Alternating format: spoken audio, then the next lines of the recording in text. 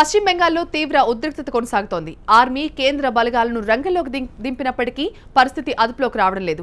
Social మీడియాలో ఓ వర్గాన్ని కించపరుస్తూ చేసిన పోస్ట్ చిచ్చురేపింది.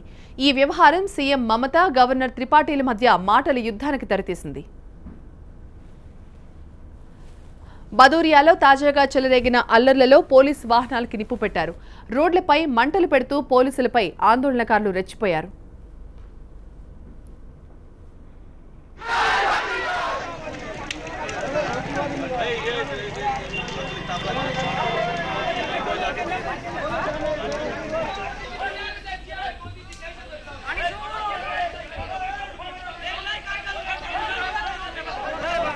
అయితే వివాదానికి ఫుల్ స్టాప్ పెట్టి శాంతి భద్రతలను కాపాడటంపై దృష్టి పెట్టాలని రాజ్నాథ్ ఇద్దరిని కోరారు.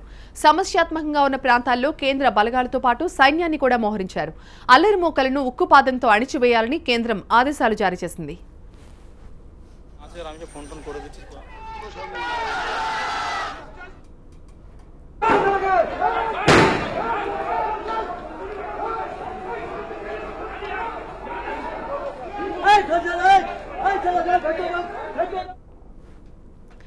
బదూరియా, బనస్థల, బషీర్హాట్, రామచంద్రాపూర్ ప్రాంతాల్లో తీవ్ర ఉద్రిక్తత కొనసాగుతోంది.